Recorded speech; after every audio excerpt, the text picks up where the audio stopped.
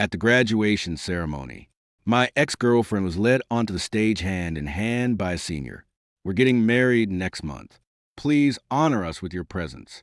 Everyone in the audience turned to look at me, their faces full of sympathy and awkwardness. I smiled, picked up my paper cup, and said, "Congratulations." After 3 years together, she said I couldn't give her the life she wanted. No one saw the Stanford full scholarship acceptance letter in my suitcase or the Trans-Pacific flight ticket for the day after tomorrow. The June sunlight struck the graduation cap, reflecting blinding flashes of white light. I was standing in the 7th row of the auditorium, and the zipper on the collar of my graduation gown had caught on a loose thread, scratching my neck and making it itch. Around me, hundreds of people were applauding, phones held high everywhere.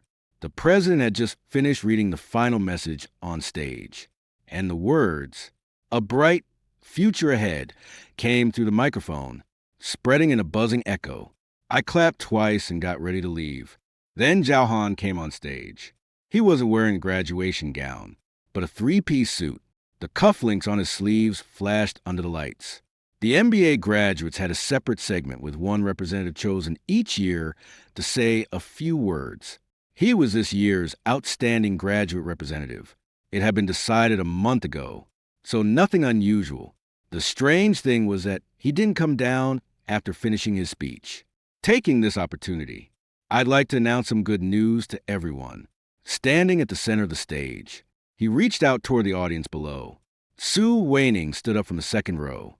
She was wearing a white dress I had never seen before, her hair let down, walking up the steps in slim high heels. Jo Hanwin took her hand, their fingers interlaced, and the two of them stood side by side in front of the microphone. The buzzing in the auditorium suddenly died down. "We're getting married next month. We hope everyone will honor us with their presence." Jo Hanwin's voice was not loud, but the microphone carried every word to every corner of the auditorium. It was quiet for about 3 seconds. During those 3 seconds, I heard someone behind me sharply inhale. On my left, a girl said softly, "No way." On my right, a chair made a slight sound. Someone had turned to look at me. Then more people turned around. Those gazes felt like countless fine needles, all pricking from the same direction. I recognized the people behind those eyes. Classmates I had spent 4 years with. Friends who had rushed assignments and played ball together. Acquaintances who had shared tables in the cafeteria and claimed seats in the library. Their expressions toward me were also very uniform. Their mouths were set tight, their brows slightly furrowed, and their eyes didn't dare look straight at me, yet couldn't help glancing over. Sympathy, awkwardness. There were a few pairs of eyes hiding another kind of light, excited to watch the drama unfold. It was faint, but I could see it clearly. Everyone at school knew that Lucy and Sue Wanqing had been together for 3 years. Everyone also knew that since last semester, Swanning had been getting close to Johan from the MBA program, but no one knew that he would choose this occasion this way. And with hundreds of people watching to turn the whole thing into a public execution, Swan Chin on stage didn't look at me. She lowered her head slightly, a faint smile on her lips, her shoulder leaning toward Jo Hanwin. I knew that gesture too well before. She had leaned toward me like that. Johan did glance at me across 7 rows of seats, across the 1-2 height difference between the stage and the audience. His gaze landed on my face with perfect precision. It wasn't provocation. It was even more uncomfortable than provocation, in a kind of calm, composed scrutiny that said, "Everything is under control." Like someone looking at a chess game they had already won, casually glancing at the piece that had been checkmated. Linshaw, sitting beside me, gripped the armrest of his chair. His knuckles turned white, and his jaw was clenched so tightly that 2 hard bulges stood out on his cheeks. I could feel his whole body trembling, not from fear, but from anger. I reached out and held down his wrist. Then I picked up the disposable paper cup on the table. Inside was half a cup of ice-cold mineral water. I raised it toward the stage. "Congratulations, Senior. Congratulations." Wanqing. My voice wasn't loud, but in such a quiet setting, the people in the 3 or 4 rows around us all heard it. Some people froze. Some people opened their mouths. Some people's gazes shifted from sympathy to something more complicated, probably the kind of pity that felt dignified enough to be considered respectable. Sue, wanching finally her head, and looked at me from too far away. I couldn't make out her expression, but her hand moved in Xiao Han's palm like she wanted to pull away, yet also like she was gripping him tighter. I left before the ceremony ended. The graduation gown had been neatly folded beside the trash and in the second-floor hallway with a degree cap placed on top, like a package no one had come to claim. When I pushed open the glass door of the dormitory building, the June heat slammed down over me.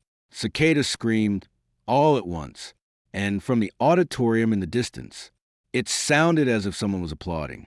Maybe it was another part of the ceremony, but it had nothing to do with me anymore. The dorm room was very empty.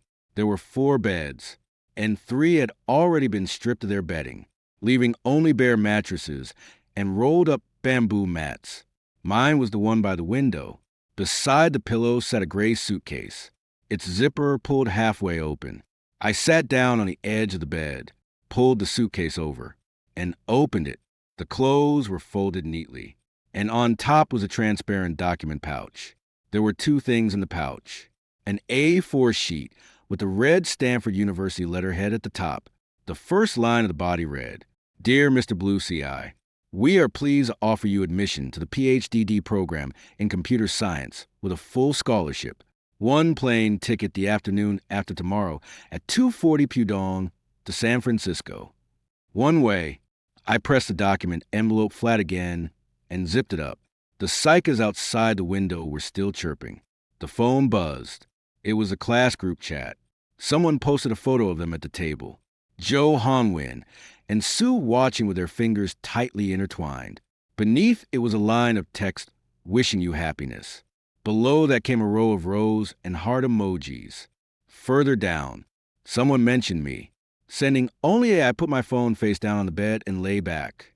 There was a thin, long crack on the ceiling stretching from the light fixture to the corner of the wall. I had lived here for 4 years and had always been there. I stared at that crack for a long time. Then I smiled. It wasn't a bitter smile, nor was it any kind of forced nonulence. It was a kind of situation where when you had 2 paths in front of you, one a dirt road and the other a runway, and everyone thought you could only take the dirt road. You looked down and glanced at the boarding pass in your hand. That kind of smile. When Lynn Shaw kicked the door open and came in, I had just stuffed the last pair of shoes into my suitcase. Lucy, his voice seemed to be squeezed out from the back of his throat, carrying a fire that hadn't been let out. You're just going to let it go like that. I rubbed off a lump of mud stuck to the sole of my shoe and didn't turn around. Let what go? Damn it. Lynn Shaw kicked over the empty water bucket by the door. The plastic bucket bounced twice on the ground before rolling into the corner. At the graduation ceremony, in front of the whole shoe, even human, I pressed down on the suitcase, but the zipper wouldn't close, leaving the corner bulging out. I crouched down, pressed my knee against the surface of the suitcase, and pulled the zipper over section by section. Of course, he's human, and he's living quite respectably. Shaw's face flushed red. He clenched his fists, spun around in place, and finally popped down on the bare bed opposite. What on earth are you thinking? I zipped up and stood up, clapping my hands. I'm thinking of bringing a few long-sleeve shirts. The temperature difference in San Francisco is pretty big between morning and evening, 25 or 26 degrees during the day, and it can drop to 12 or 13 at night. Then Shaw froze. He stared at me, mouth slightly open as if I had just said something in a foreign language he couldn't understand at all. I pulled the transparent file folder from under the pillow and handed it to him. He took it, opened it, and pulled out the A4 sheet of paper. The dormitory fell silent for about 10 seconds. The chirping of cicadas seeped through the screen window, dense and sharp. Stanford. Lynch's voice changed as if a thorn had suddenly gotten stuck in his throat. Full scholarship.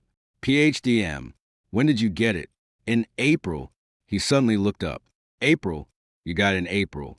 Then why didn't I say anything?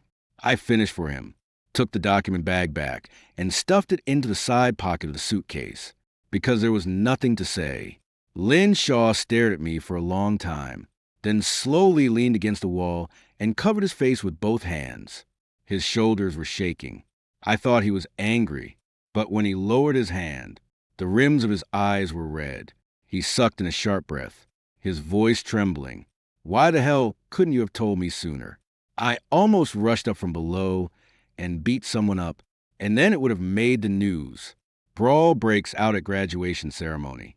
Did you think your thesis defense as a sports major would just slide by? He was left speechless by me, rolled his eyes, then lowered his head again, and stared at the dented bucket on the ground. After a moment of silence, he asked, "Does we know?" "No. You didn't tell her what happened after the breakup. There's no need to tell her. The breakup happened at the end of March. That night, it was drizzling. I came out of the lab and saw Sue Wanching waiting for me under the chemistry building. She was holding a transparent umbrella, and from afar, she looked like a silhouette pasted against the wet glow of the street lights. I thought she had come to pick me up.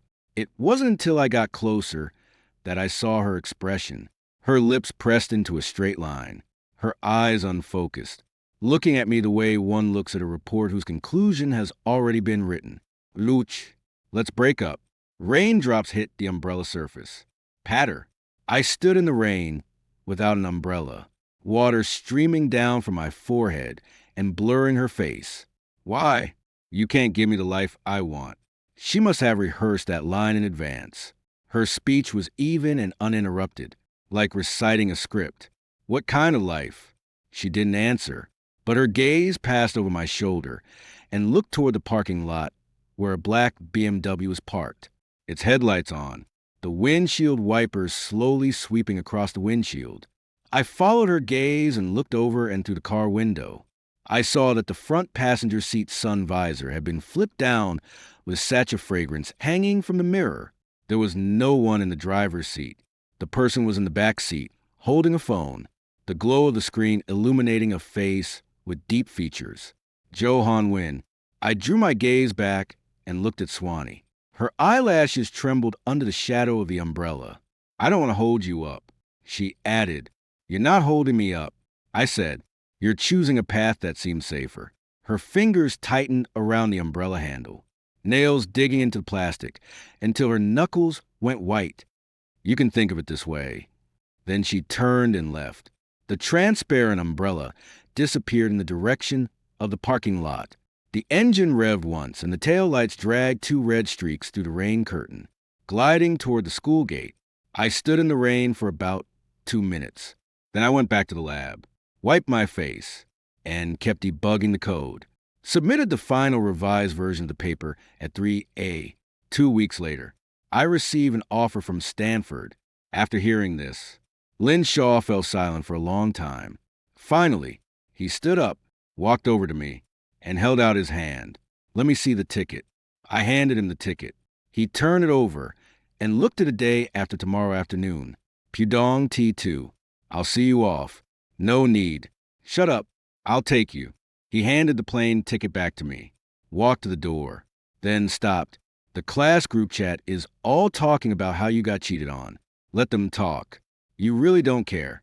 I stood the suitcase upright and pushed it toward the door. Lynch, do you think a plane ready for takeoff cares what people are shouting from the edge of the runway? He froze for a moment, then slowly broke into a grin. All right. He slapped the door frame. Then go ahead and fly your own way. After the door closed, I turned on my phone. The class group chat already had over 99 unread messages. I didn't open it. Instead, I exited WeChat and opened my email. The top email is from the Stanford CS department. Dear Lucy, your advisor, Professor Michael Chin, is looking forward to meeting you. Please confirm your arrival date at your earliest convenience. I typed a line in reply. Arriving June 20th. Thank you. Send. Then I placed my phone beside the pillow and turned off the light. In the darkness, the street light outside the window filtered through the screen, casting a hazy patch of light on the ceiling. That crack was still there, but I wouldn't have to look at it anymore tomorrow. There was a farewell dinner the next evening. It wasn't organized by the class. but rather a gathering arranged by a few close friends. They booked a barbecue restaurant outside the south gate of the school in a private room on the second floor, and about 20 people showed up. Lynn Shaw absolutely refused to let me go. What's the point of going so they can keep laughing at you? What's wrong with having a farewell dinner with my four-year classmates? Yui took a deep breath. Fine, I'll go with you. On the way there, he walked on my left like a personal bodyguard, his shoulders stiff and his chin slightly raised, looking as if he was ready to throw a punch at anyone who stared too long. When I pushed open the private room door, the buzzing inside quieted down a notch. It wasn't a sudden silence, but rather a sound attenuation, as if someone had turned down a mixer by one notch. The conversation didn't break off, but the volume collectively dropped by 30%. A few people turned to look at me, their smiles freezing for a fraction of a second before quickly recovering. Brother CI is here. Come on, take a seat. We saved a seat for you over here. I glanced around. The private room had a large, long table in the center, surrounded by people. The seats were almost all taken, with only 2 spots left near the entrance. At the other end of the table, Johan was seated right in the middle. He had changed into a black polo shirt, the collar standing up.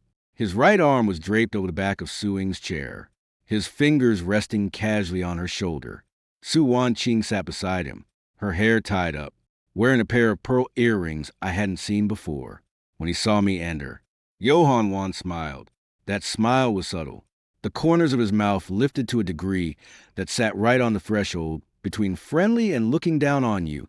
Su Wanqing lowered her head, picked up the cup on the table, took a sip of water, and didn't look at me. I sat down, and Lin Shaw sat beside me. The moment is but touched the chair. He snatched the menu away and started ordering so fast it was as if he were carrying out a military mission before the skewers arrived. The conversation inevitably turned to where we'd be headed next. I signed with CCC and will start next month. I got into the graduate program at our own university and will keep working under Professor Jiang. I'm going back to my hometown to take the civil service exam. I passed the written test, and the interview is next week. As the round went around, whenever someone spoke, the others would chime in with a few words of agree and nice. That's good. You've got this. You've got this. When it was my turn, the air tightened subtly again. Xiao Yiming, sitting across from me with a wine glass in hand, wore an expression that was a mix of constipation and sympathy. Broy, what about you? Got any plans? At the other end of the table, Zhou Hongwen also looked over his fingers, lightly tapping twice on Su Ying's shoulder. I picked up a skewer of lamb and put it in my mouth, chewing a couple of bites. Going abroad. A brief silence. Oh, going abroad. Where to? Xiao Yiming's tone carried a cautious warmth, as if he were afraid that the wrong word might touch a sensitive nerve. The United States. What do PhD? Zhou Hongwen's smile widened a little. He leaned back in his chair, looking as relaxed as if he were in his own living room. Getting a PhD is good, he said, his voice not loud, but that MBD-trained way of speaking gave every word an unconscious air of authority. But in the current environment, it's not easy to find a job. After getting a PhD, a friend of mine who came back from MIT sent out resumes in Beijing for half a year, and in the end went to a startup company for 15,000 a month. He lifted his beer mug and took a sip, his tone airy and indifferent. Of course, learning things is a good thing. Take your time. Someone nearby let out 2 awkward laughs and chimed in with a prefunctor. Yes, yes, yes. Lynch's chopsticks tapped against the tabletop with a crisp sound. I pressed a hand on his knee. Senior is right. I nodded, my expression calm. Take it slow. Su Ying's gaze moved away from the water glass, quickly swept over me, then withdrew again. Her lips moved a little as if she wanted to say something. But Yo Hanwen's fingers tightened slightly on her shoulder, and she made no sound. The topic was then shifted by someone else and turned to something different. So's graduation trip to Yunnan. So's cat giving birth to 4 kittens. After a few rounds of drinks, the atmosphere loosened up and the laughter gradually drowned out the earlier awkwardness. On the way, I went to the restroom. On my way back, I passed the window at the end of the hallway, and my phone buzzed in my pocket. I took it out and glanced at it. It was an email notification from a sender with a long English name, and the header read Stanford University. Text on the first line: Dear Lucy, we are delighted to inform you that your welcome package has been prepared. What followed was a checklist for arrival on campus dorm assignment, meeting time with the advisor, and how to collect the lab access card. The corridor was very quiet, and laughter from the private room came through the door. Muffled, I finished reading the email, locked the screen, and put the phone back in my pocket, back in the private room. Zoe Hanwin was talking about his honeymoon plans. The Malda, an overwater villa, a private pool. He described it so vividly that the few people beside him were listening with shining eyes. Su Wanqing sat next to him, a restrained smile on her lips. Her hand rested on the table, and on the ring finger of her left hand was a ring encircled with tiny diamonds that sparkled brightly under the light. I sat down without saying anything. Lin Shaw leaned over and lowered his voice. Let's go. There's no point staying here. Sit a little longer. It's a breakup dinner after all. I picked up an unopened can of beer, popped the tap, took a sip, and said, we might not see each other again after this. Lynch was stunned by my tone. He probably heard something in a notat sorrow, not reluctance, but a kind of detachment that came from looking down from above, calm and distant, as if separated from everyone at this table by a sheet of transparent glass. By the time the gathering broke up, it was already past 10. The street lights on the road downstairs cast everyone's shadows long and crooked across the asphalt. Joe Hammond had his arm around Swanching as they walked ahead, twirling the car key in his hand once. The lights of the black BMW flashed in the distance before getting into the car. Swanching hesitated for a second and looked back at me. The street light shone on her face, and I saw something very complicated there. It wasn't guilt, nor was it entirely uneasy. It was more like someone standing at a fork in the road, looking back at the path they had come from, trying to make sure they had taken the right one. I nodded at her. Then she turned around and headed toward the dormitory. Lin Shaw caught up and walked a few steps before asking, did you go on purpose? What? The farewell dinner? You could have clearly not gone. Did you deliberately let them see that you were calm? I didn't answer. After walking more than a dozen steps, I said the flight is at 2:40 tomorrow afternoon. You don't need to come too early. Just get here at 1 o'clock. The black BMW behind us started up, and as it passed us, didn't slow down. Its tail lights left 2 red streaks in the night, flashing once before disappearing. Lin Shaw looked in the direction the car had vanished and let out a breath. That car only 400 or 500. 000, he suddenly blurted out. I glanced at him. I looked it up. He said with stubborn seriousness, a 320 Li, 48,000 all in, and he bought it on installments. I let out a laugh. Gone. I still have to pack things tomorrow. On the 3rd day after I left, Lin Shaw did something I hadn't asked him to do. He posted a screenshot in the class group chat. It was a post from my moments, one I had casually posted after landing at the airport in San Francisco. A photo of a baggage carousel with the location tagged as San Francisco International Airport. The caption had only 2 words arrived. The group was silent for 10 minutes. Then the messages exploded. Well, Lucy went to the United States.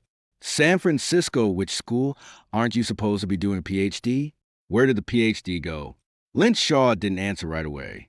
He waited about half an hour until the messages asking the question had piled up to more than 20, and then slowly typed out a line. Stanford CPhD full scholarship. He didn't add a period after that line, and he didn't include any homogus, those 6 words clean and plain, thrown into the group chat. I looked through the chat history later. The group went quiet again. This silence was different from the one at the graduation ceremony. Back then it was the awkwardness of not knowing what to say. This time it was a shock of not knowing whether to believe it. 30 seconds later, Xiao Yumming was the first to speak. Seriously, Stanford? That's Stanford. Full scholarship. CS. Isn't that top 3 in the world? Lynch threw out the second screen, showed a photo of my admission letter with the red school emblem at the top, and the words full scholarship printed clearly. He had cropped it from the photo I sent him, and the date was in April. No one said anything anymore below, but the number of people who had read it was still going up. In the 320-person class group, the usual reply rate for messages was under 10%. That night, the number of people who had read it shot up to 260 within 20 minutes. I could imagine those fingers swiping back and forth across the screenshots. Forwards, private messages. Half an hour later, the neighboring class group found out. 2. Then the cohort-wide group. Then the college group. That night, I was tidying up my things in my Stanford dorm when my phone kept buzzing nonstop. Most of them were private messages from classmates I hadn't really known before suddenly popping up. Brother C.I., I heard you went to Stanford. Nice. Senior, do you remember me? I'm the one who sat behind you in that sophomore elective class. Can I add you as a friend? That's amazing, if you get a chance. Could we talk about your application experience? I didn't reply to a single one. It's not that I was putting on errors. I just really had nothing to say. There was one message that made me look a second longer. Swanching. She sent over A and then withdrew it. Then she typed another line. When are you? It didn't send. The other person is typing stayed there for a long time, then finally disappeared. I turned my phone face down on the table and kept unpacking. Outside the window was a California sky, so blue it looked fake with palm leaves rustling loudly in the wind. The next day, Professor Chin posted an article on the school's official website. The title is Our University's College of Computer Science student Lucy has been admitted to Stanford University with a full scholarship. The main text is written very concisely, but there is some information I had never proactively shared with the public before. During his undergraduate studies, student Lucy published 2 papers as the first author in the CAMI with research focused on deep learning and computer vision. His graduation project, Real-Time Object Detection System based on multimodal feature fusion, has applied for a national invention patent. Stanford University computer science professor Michael Chin wrote in his recommendation comments, Mr. Liu is one of the most talented young researchers I have encountered in the past decade. This post was reposted by the school's official account and then by the university's official account. The number of views surpassed 20,000 within a single day. The most liked comment in the comment section, is this the one who was officially announced at the graduation ceremony? The replies below were knotted into a mess. Some people deleted and reposted. Others posted and deleted again. And the atmosphere of hesitation seemed about to spill out from the screen. That afternoon, Lin Shaw sent me a voice message. His voice was very soft, as if afraid of being overheard. Winging saw the push notification. She had lunch with Joe Hanwin in the cafeteria at noon, and after looking at her phone, her expression turned a little off. Joe Hanwin asked her what was wrong, and she said nothing, but she left before finishing her meal. I folded a hoodie and put it into the wardrobe without saying anything. Johan said something in his MBA class group chat. Lin Shaw paused, and his mocking tone carried an exaggerated disdain. What good is it to study so hard? A degree can't even put food on the table. In my first year after joining the company, my annual salary was 400 yen. After he finishes his PhD, it'll be at least 300. And who knows what kind of job he'll even be able to find. And then someone dropped the e-paper link that Professor Chin had mentioned in his post. An older student also in CS said one line. There are only a handful of people nationwide who can publish 2 papers in TAMI during their undergraduate years. It would be a waste of talent if this person doesn't pursue a PhD. What did Johan say? He didn't reply. No one else in the group picked up his comment either. I closed the wardrobe door, walked to the window, and pushed it open. The evening breeze from California drifted in, dry, warm, carrying a strange scent that was completely different from the past 4 years. The phone vibrated again. It was Swanching this time. She sent a complete sentence. Why didn't you tell me sooner? I stared at those words, thought for about 5 seconds. Then I closed the dialog box. It's not that I don't want to answer. It's just that this question itself is the answer. If she needs my achievements in order to stay, then the very reason she stays is the reason I let go. I put my phone on the charging cable, opened the computer, and started looking through the list of papers my advisor had sent. The title of the first paper was very long. I entered the keywords into the search system, and the database started spitting out results.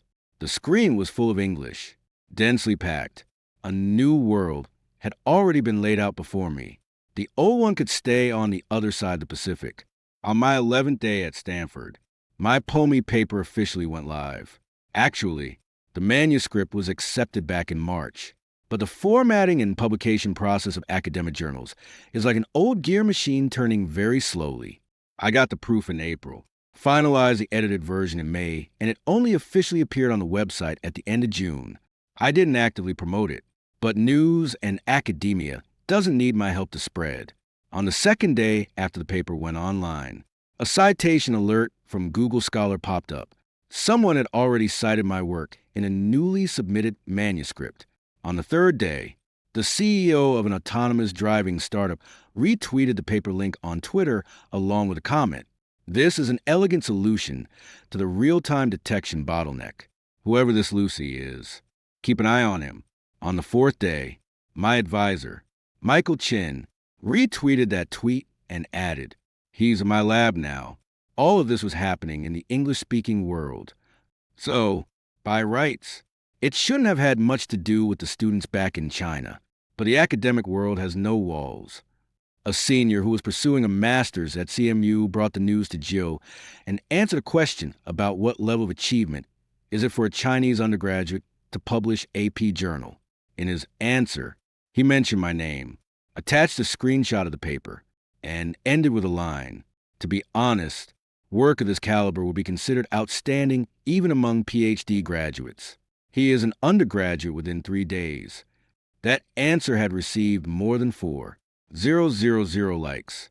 In the comments, people dug up my undergraduate school and even details about the graduation ceremony.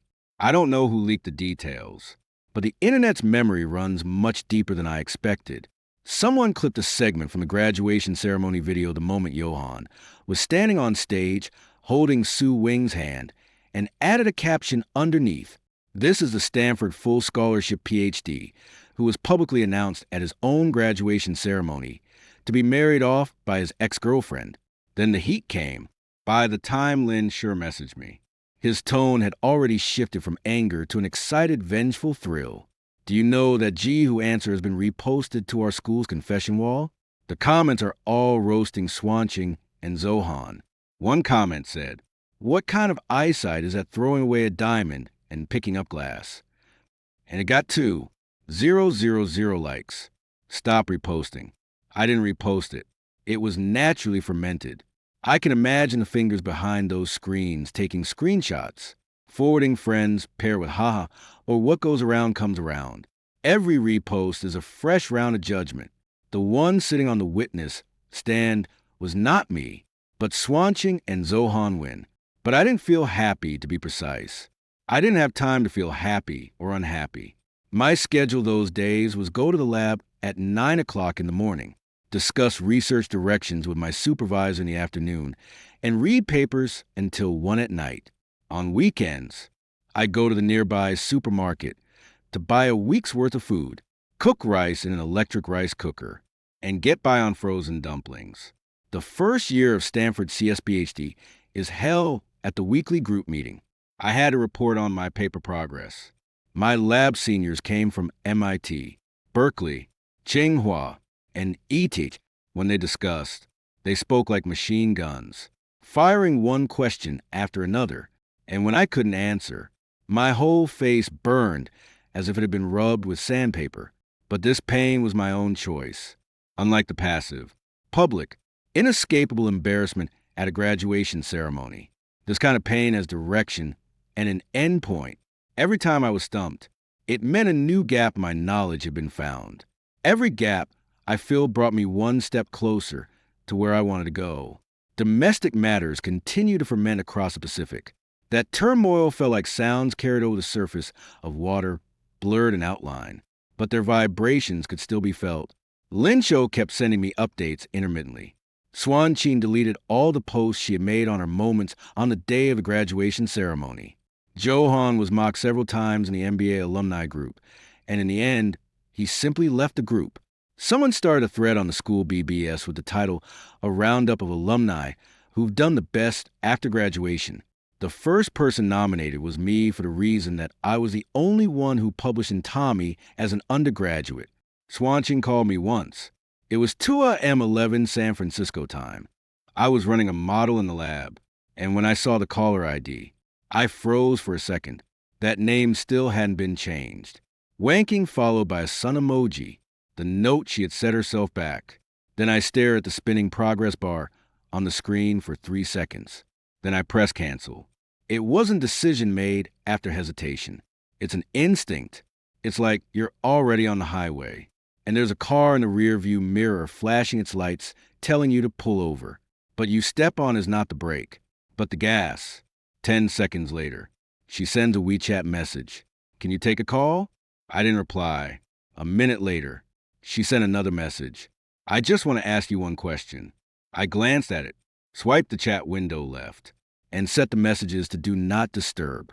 The air conditioner in the lab hummed softly, and the model's lost curve slowly converged on the screen. The blue line sank lower and lower like a river, gradually growing calm. I pulled my attention back and started typing the next line of code. The sound of the keyboard was crisp, each keystroke popping out one by one in the empty laboratory. Sunlight from outside seeped through the gaps in the blinds, with strips of light crawling up the wall. Quiet and still in those strips of light, I found something long lost. Not happiness nor peace. It is certainty. I know what I am doing and I know where I am going. I hadn't felt this way for a long time, not in the final year of that relationship. In mid-July, I posted a photo on Moments, the main entrance of Stanford's Gates Computer Science building, where the afternoon sunlight made the red brick walls look like a piece of heated iron. Caption, a new beginning. This was the second post I made after arriving in the United States. It looks very casual, but I had calculated the timing, because that day, July 15th, was the wedding date printed on the invitation for Xiao Hongwen and Su Wanqing. Before posting, I hesitated for about 10 seconds. It's not that I was hesitating about whether to send it. I was hesitating over whether this act counted as being petty. Then I thought of those looks turned my way at the graduation ceremony to sympathetic, awkward, and voyeuristic eyes. I thought of Zohaman's line at the farewell dinner. It's not easy to find a job even after getting a PhD. I thought of Suing's glance back before getting into the car. Send it. The impact was greater than I had expected because the comparison on the timeline is too obvious. The above is the location of Zoe Hanwin's wedding hotel. Reposted by a classmate. A 4-star hotel. Not 5-star. Someone in the comments said, did it get downgraded? Weren't they saying it was the Malda before? Below is my Stanford. A single photo. For words quietly posted there. Nothing was said, yet everything was said. The post got more than 300 likes within an hour. The most common comments were those ellipses that seemed to want to say something but stopped short, or a thumbs up emoji. Everyone was an adult, and no one said things outright. But every like felt like a silent vote. Lin Shaw sent me a voice message, laughing so hard he was almost gasping for air. You finally did something that made me feel good. I just posted a photo. Right. You just posted a photo. You really did just post a photo. After laughing, he suddenly lowered his voice. Wing's wedding has been scaled back. What do you mean? The venue was switched from a Hyatt to some business hotel in the city center. The number of tables was reduced to, she originally said 30 tables, but now it seems there are only a dozen or so. Why is that? I heard that there was a problem with Johan's dad's company. It wasn't the kind where the capital chain broke, but rather an investment project was halted. I don't know the details, but his family hasn't been having a good time lately. It has nothing to do with me. I know it has nothing to do with you. But don't you think karma comes around very quickly? I didn't take up that conversation because I really felt it had nothing to do with me. The business of the Xiao Hongwen family, his cash flow, his investment decisions. These things were beyond the scope of my understanding. I had neither the ability to influence them nor any interest in doing so. But another thing did have something to do with me. That same night, Lynn Shaw forwarded me a screenshot of a chat conversation. It's a conversation between Swanching and her best friend. And her best friend took a screenshot of it. Swanning. He posted a moment's update from Stanford. Best friend saw it. Swanching. Today is my wedding day. Best friend. Do you think he did it on purpose? Swanching did not reply to that message, but she sent another one. What exactly was he doing in the lab those nights? Best friend. You're only asking now. The conversation ended there. After reading the screenshot, I typed, "Don't show me this stuff anymore," in the chat box, then deleted it and replaced it with MM. After sending it, I turned off my phone and walked to the window. The night in San Francisco is different from back home. It gets dark very late. Even at 9 o'clock, there was still a faint dark red glow in the west. No cicadas, only the scent of sea water and eucalyptus in the wind. Suddenly, I thought of that winter in my second year of college. Swanching waited for me at the library. By closing time, I was still not out of the lab. She sent a message. "Have you forgotten what day it is today?" That day was our first anniversary. When I rushed back, she was standing downstairs at the dormitory building, her nose frozen red, her scarf pulled up under her eyes, leaving only a pair of eyes looking at me. I apologized, but she ignored me after walking 10 steps. Though, she reached out and hooked her pinky finger around mine. That night was very cold, but her fingertips were warm. Later, those fingertips gradually grew cold, bit by bit. It wasn't because of the weather. It was because I never really stepped out of lab, and what she needed companionship, a response, the sense of being put first. I couldn't give her. It wasn't that I didn't want to give it. It was that at that stage, I could only do one thing well. I chose the lab. She chose Johann. We all chose. There was no right or wrong. She simply should not have done that at the graduation ceremony. That wasn't a breakup. It was a carefully orchestrated exit ceremony, a public sentencing. She trampled my dignity on the red carpet. I will not forgive that. The rest of the days we spent together, those red-nosed, warm-fingered moments, I folded them up, put them in a sealed box, and pushed it into the deepest corner of my memory. No hatred, but I won't open again in the second week of August. Something happened with my patent. Saying happened isn't quite accurate. This matter had been brewing since April, but back then, I was busy with graduation and going abroad and didn't have the energy to push it forward. After arriving at Stanford, Professor Michael Chun reviewed all the code and technical documentation for my graduation project. He was silent for a long time after reading it. Ben said one sentence. "Lou, do you know what you're sitting on?" I know. The multimodal real-time detection system I designed solves a tough problem that the industry has been grappling with for 3 years. Simultaneously processing visual, radar, and lidar signals on edge devices with limited computing power to achieve millisecond-level target recognition. Academic value is one thing. Commercial value is another. Michael helped me get in touch with the Stanford Technology Transfer Office after evaluating the commercial potential of the entire patent portfolio. They came up with a number $1.2 million. This is a patent licensing quote from an autonomous driving company, not a buyout, but an annual licensing fee. The contract term starts at 3 years converted into RB. It comes to over $25 million for 3 years. The news was relayed back to China through Professor Chin. Professor Chin mentioned it in the college's workgroup chat. His tone was restrained, but the key figures were unambiguous. The college then included this matter in its annual achievements report. Luch, a graduate of the class of 2024 from our college, has had his patented invention, a real-time object detection system based on multimodal feature fusion, licensed by a well-known American technology company for an annual fee exceeding the $1 million range. The wording was very formal, and the figure was vaguely described as in the $1 million range, but within our circle. Those who needed to know were already aware of the exact figure, because Lynn Shaw had forwarded the message exactly as it was to the class group chat. This time, he didn't wait half an hour. He sent it out at 8 p.m. Beijing time. More than 80 messages flooded into the group within 3 minutes. Most of them were exclamation marks. Some people also did the math seriously. A 1-2 million annual license fee, a 3-year contract, and that's just one company. If this technology were rolled out across the entire autonomous driving sector, weighed his undergraduate thesis project. An undergraduate thesis project is worth this much. It's not a question of whether it's worth it or not. This technology has the industry by the throat. Whoever gets the authorization first gets to mass produce first. Outrageous. Truly outrageous.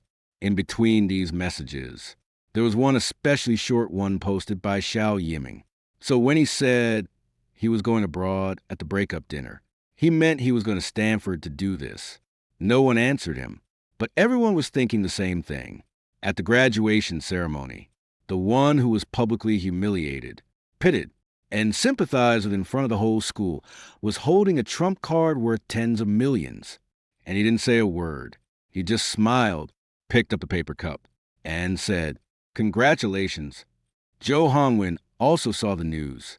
Lin Shaw later told me about this incident, and the source of the information was a senior from the same company as Joe Hongwen. When he saw that message in the office, he tapped his fingers on the desk for a long time, and then he called his dad. The call lasted 22 minutes. After hanging up, he sat for a while and pushed the water glass on the table aside, spilling a little water on the keyboard. How do you know all this so clearly? That senior is in the same office as him. What use is it telling me all this?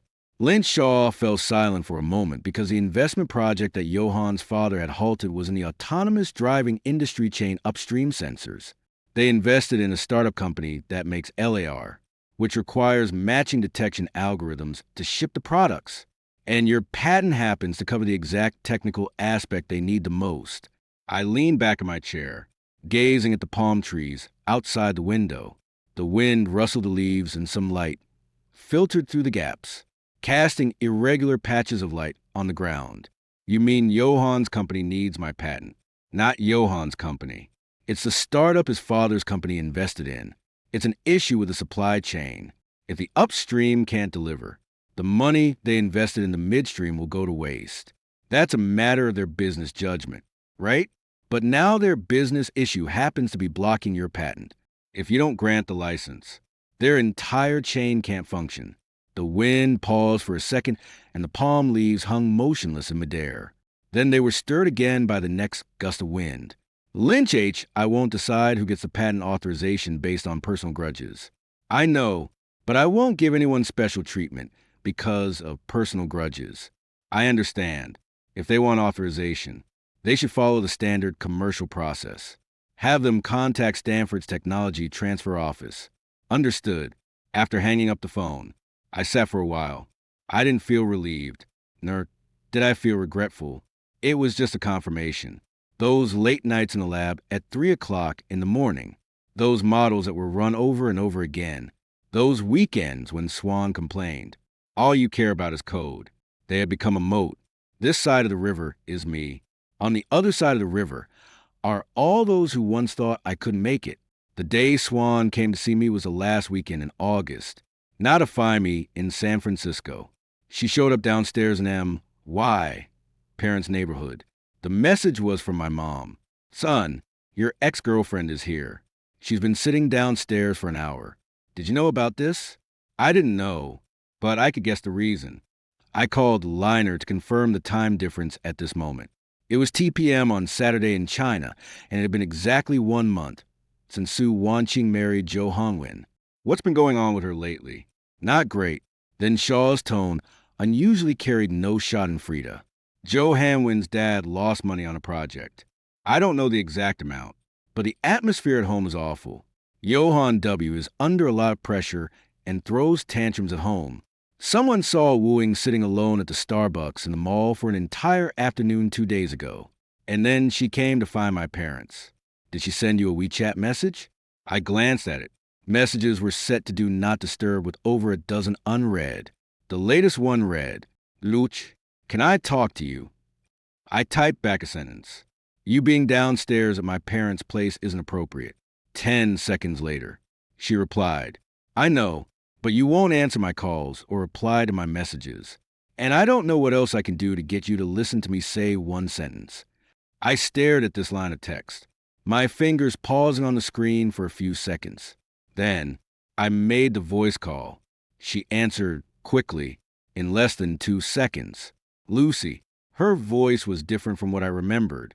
It had thinned down a low to mean her voice, which used to be full, and a little spoiled sounding, had turned thin and dry like a sheet of paper that had been crumpled and then unfolded again. Go on. She was silent for several seconds. In the distance, car horns and children's screams drifted over from her side, mingling with the sound of the summer wind. I want to apologize to you. The thing that happened on graduation day. It was Hanwin's idea. He said he wanted to give everyone a surprise and make me look good. He said a man should let the whole world know who he chose. AT the time. I thought. Her voice caught for a moment. You think it's very romantic. I finished for her. The other end of the line went quiet. Then her breathing changed rhythm, quick and uneven, with a faint tremor in her nose. She was holding back tears. I didn't know you got into Stanford. I know you didn't. If you knew, you wouldn't have chosen him. That sentence was like a knife handed over flatly, blade facing down. She didn't catch it. There was a long silence, so long that I thought the call had been cut off. Then she said, I'm sorry. I stood by the window, listening to those 2 words through 10. 000 km of air and a 16-hour time difference. Swan, listen carefully. My voice was flat, without a trace of emotion, like reading a passage I had already proofread many times. I don't blame you for breaking up. Everyone has a right to choose a path they think is better for themselves. You think I can't give you the life you want? That's your judgment, and I respect it. Her breathing caught. But what happened at the graduation ceremony wasn't a breakup. It was a performance. You announced your marriage on stage, and hundreds of eyes turned to look at me. Oh, know what that kind of gaze feels like. Not anger. I didn't have time for anger. It was more like being picked up off the ground and put on display for people to stare at, as if I were a return product placed on the counter with the label facing out, so everyone passing by could clearly see. This item is sold out. For better options, please turn right. The breathing on the other end of the phone completely shattered, broken and halting, mixed with stifled sobs kept to an extremely low volume. You didn't make the wrong choice, Swan, but you did wrong was the way you did it. You turned a breakup into a public execution, making me lose the last bit of dignity I had in front of 4 years of classmates. For that, I won't accept your apology because the damage has already been done, and an apology can't change the look in those people's eyes when they see me. She was crying. It wasn't the kind of loud wailing that made a sound. It was a very quiet, continuous way of crying, like a faucet that wouldn't shut off tightly. I waited until her breathing had steadied a little. But I don't hate you either. Hating someone takes too much energy. Right now, every bit of my energy is being spent on things more worthwhile. Go back. Don't come here to my parents anymore. It's enough for them to know that I'm doing well. As for you, you chose your path. So, keep walking it. Whether Johan is good or bad is for you to judge. Not me. She said something, but her voice was too soft, broken up by the wind and her choking, so I couldn't hear clearly. Take care. I hung up. The screen went dark and the call lasted 6 minutes and 42 seconds. The palm trees outside the window swayed in the wind, their leaves rustling softly. I stood there for a while, then walked back to my desk, opened the materials, and kept reading. By the time I reached the 3rd page, I realized I hadn't taken in a single word. I closed the document and leaned back in my chair with my eyes shut. 6 minutes and 42 seconds. In those 6 minutes and 42 seconds, just now, I said a lot of correct, rational, and decent things. Every single sentence was true, but there was one thing I didn't say out loud. It was what I truly wanted to answer in my heart when she said, if I had known you got into Stanford. That answer had only one sentence. You never came to lab at RI, even once. It wasn't because she didn't know what I was doing. It was because she had never been curious. At the beginning of September, Professor Chin called me overseas. The school has an alumni academic forum in the fall where former graduates are invited back every year to give talks. This year, the College of Computer Science recommended you. I graduated only 3 months ago. In previous years, there was no strict time requirement. And to be honest, with your current achievements and influence, even among graduates from the past 10 years, you'd rank in the top 3. What the school means is come back if you can. I thought about it. When on September 20th, next Saturday, it should still be Friday in your Pacific time. Buy a ticket for Friday and fly over just in time. The price of that ticket was $1,800. I used money from the first advance payment for the patent license and bought a business class seat, not to show off. It's because a 14-hour economy class flight would leave my knees hurting for 3 days after I got off the plane, affecting my state for the report the next day. This was the first time I used money I'd earned myself to make a purchase decision without having to weigh and reweigh it. It feels a little unreal. I landed at Pudong on Friday night, and Lin Shou came to pick me up. He was standing outside the barrier in the arrivals hall, wearing a red t-shirt and holding up a cardboard sign on it written in marker or 5 words. Dr. Liu has arrived. As people came and went through the airport, a few glanced sideways at the sign in his hands, probably thinking the guy was out of his mind. When I saw that cardboard sign through the glass door, I laughed. After we got through the gate, he took my suitcase over in one motion and hefted it. Why is it so light? Is that all you brought? Leaving after a day and a half. That's way too mind. Come on, let's go eat first. What do you want to eat? Anything. He took me to the barbecue place outside the south gate of the school. Same place, same private room on the 2nd floor. When I pushed the door open and went in, I froze for a moment, not because the decor had changed, but precisely because nothing had changed. The position of the table, the menu board on the wall, the squeaking air conditioner in the corner, all exactly as they had been 3 months ago. On purpose, I asked him, "What? Choose here." He shrugged. "Tasty. And the boss knows me, so he gives me a discount." I didn't ask further, but I knew he did it on purpose.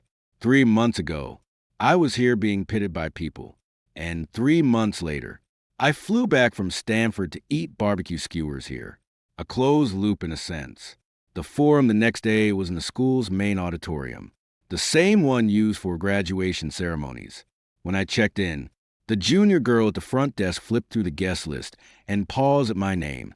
She looked up at me, her eyes slowly widening. Senior Lucy. HM. That's Stanford's M. She opened her mouth, then closed it again. Lowering her head, she checked the box next to his name and handed over the guest pass with both hands. "Hello, Senior." Her voice was several degrees softer than before. I took the guest badge and put it on, then walked into the auditorium. The seating had been rearranged. It wasn't the neat rows and columns of a graduation ceremony. Instead, round tables were scattered throughout the hall, with a small podium set up at the front. There were probably a little over 200 people there, current students, teachers, and some alumni from the business world. Professor Chin waved to me from the front row. I walked over and sat down, and he patted me on the shoulder. "How's the preparation going?" "Pretty good." "Nervous?" "What's there to be nervous about?"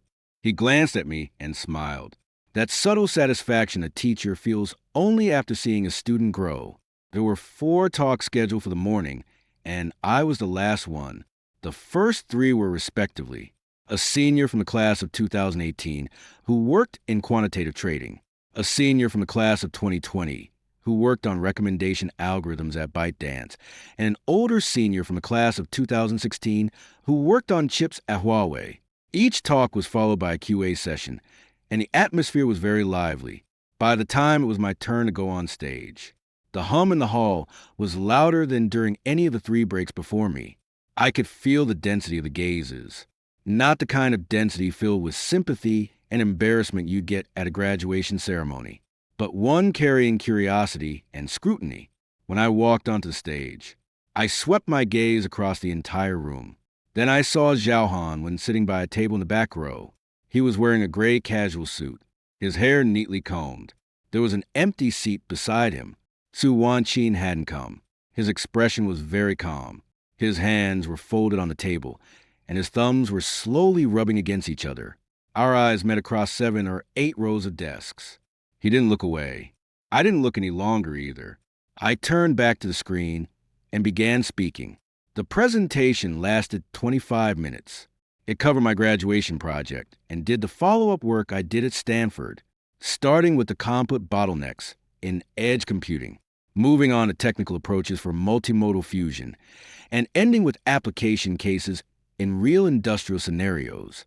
No personal matters were mentioned at all throughout, but the audience was very quiet. It wasn't the polite kind of quiet. It was the kind that means people are truly listening. The QA session went on for 20 minutes with questions coming one after another. At the end, Professor Chin stood up holding a glass of water in his hand. He didn't use a microphone, but his voice carried far in the quiet hall. "I've taught students for 20 years," he said. "Lucy, I wasn't the best in grades nor the smartest, but he is the one I'm most proud of." He paused, because when no one believed in him, he didn't stop. Applause rang out in the hall. It wasn't a polite kind of clap, clap, clap, but a weighty, steady round of applause that spread from the front rows to the back. I stood on the stage looking at the people clapping. I recognized some of the faces of their classmates from my 4 years at university, peers who had taken the same course, and younger students I had seen in the cafeteria 3 months ago. Those eyes held sympathy. Now, they held something else. During the tea break after the report ended, Joe Hongwin walked over. He was holding a cup of coffee, walking at an unhurried pace, his expression maintaining a kind of trained composure. Luch, Sr., the corner of his mouth twitched as if he wanted to smile, but the muscles in his lips were not quite cooperating. "Well said. Thank you." There was a few seconds of silence. He lowered his head and glanced at the coffee cup in his hand, his thumb scraping against the side of the cup. "I wanted to talk to you about something business." His eyes flicker, probably hadn't expected me to be so direct. "My father's company has a project related to your research area." "I know." He was stunned again. "If a patent license is needed, go through Stanford's technology transfer office via the proper channels. The contact person and email are both listed on the school website." His fingers tightened around the coffee cup. "I want to do this in my personal capacity." "Senior," I cut him off, my tone not heavy, but every word was clear. "At the graduation ceremony, you said you could give Wing the best life." His jaw tightened. "Then just give it to her. Handle business matters through the proper business channels. Have your lawyer contact our office." He looked at me, his lips slightly parted as if something were stuck in his throat, unable to go down or come up.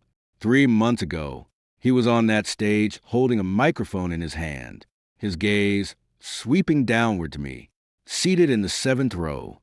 Now he stood in front of me, holding a cup of coffee, his fingers tracing one line after another along the side of the cup. "You've changed," he said. "No." I shook my head. "I've always been like this. You just never needed to look closely before." He said nothing else, turned and left. The surface of the coffee in the cup rippled. Professor Chin walked over from the side and looked in the direction Zhao Hongwin had left. "Know him?"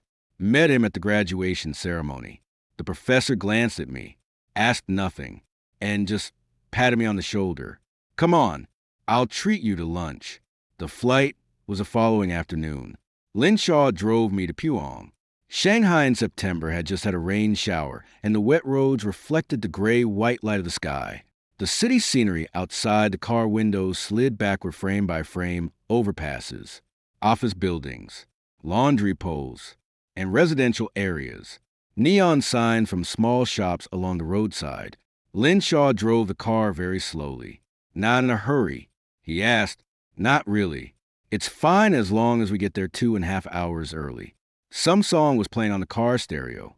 The volume turned down very low, and only the faint guitar melody could be heard. "Your talk at yesterday's forum was really great."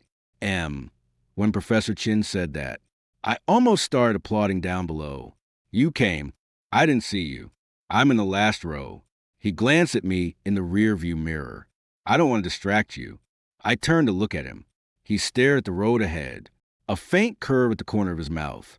Do you remember what you said that night at the farewell dinner? You said you were an airplane getting ready to take off. And you're flying now. I smiled without saying anything.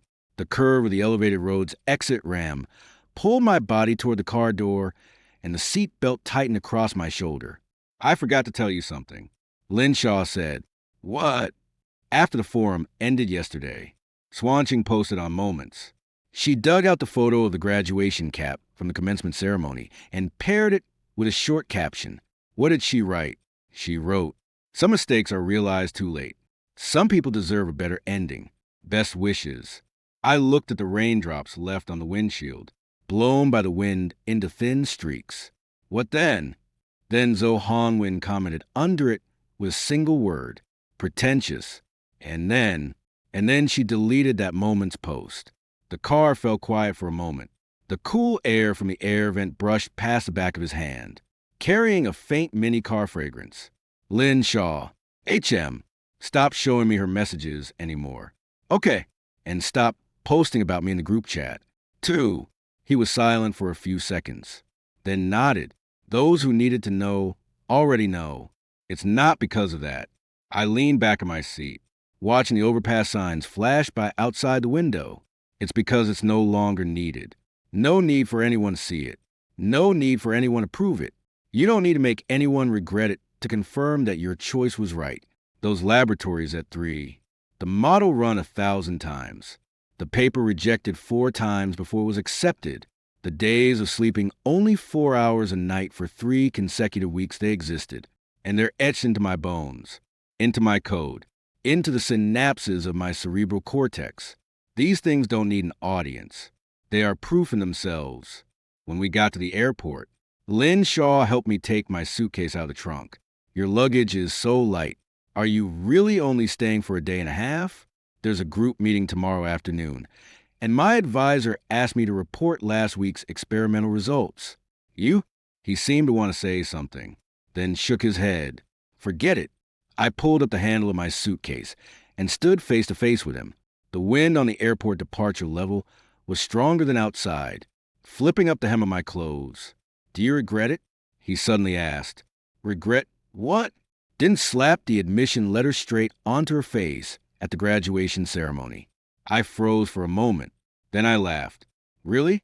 Laugh the kind where your mouth widens, your teeth show, and fine lines crease at the corners of your eyes. In the 3 months since arriving at Stanford, this was the first time I had laughed like that. Then it wouldn't be me. He looked at me and laughed, then laughed along with me, giving me a pat on the shoulder. Get lost. Go to your Stanford. See you later. See you later. I turned and rolled my suitcase into the terminal. Security border control. Boarding gate. Once the process was done, I sat down in front of the floor to ceiling windows in the waiting area. Outside, a Boeing 777 was parked. Ground crew were loading luggage, and a tug was slowly circling along the edge of the runway. I turned on my computer, opened the paper my advisor had sent me, and started reading. By the time I got to the 3rd page, the announcement had started calling passengers to board. I closed my laptop, pulled my suitcase behind me, and headed toward the jet bridge. The floor of the jet bridge was slightly sloped, and the wheels of my suitcase made a humming sound as they rolled over the smooth floor. The air in the tunnel was colder than outside, carrying a faint smell of aviation fuel. Find your seat, sit down, and fasten your seatbelt. Outside the window, the runway began to move little by little, taxiing, accelerating. The fuselage trembled slightly, and then the ground grew distant. The outline of Shanghai grew smaller and smaller, and the window skyscrapers turned into matchboxes, overpasses into gray lines, and the Hampo River into a twisting silver ribbon. The clouds surged up, swallowing everything outside the porthole. Only white, churning, boundless clouds remained. I leaned back in my seat and closed my eyes for a moment. A lot of images flashed through my mind. The blue glow of the lab screen, Sue Wanqing standing under a transparent umbrella by the chemistry building, the gazes turning toward us at graduation, Johan's hand around her shoulder at the farewell dinner, and Lynn Shaw grinning foolishly at the airport gate while holding up the cardboard sign that read Doctor. Blue has arrived. That crack in the dormitory ceiling. I no longer need to look at it. Those are all matters on the ground, and my plane is already above the clouds. I open my eyes, turned on the computer, and opened the code editor. The cursor blinked on the screen. I started typing on the keyboard. The crackling clicks were crisp, popping one by one in the quiet of business class like a small fireworks display that belonged only to me, with no audience other than myself. The clouds outside the window continued to roll. The plane continued to climb. Dear, could you please give this story a rating in the comments section on a scale of 10? Please, if you like this kind of story, please tap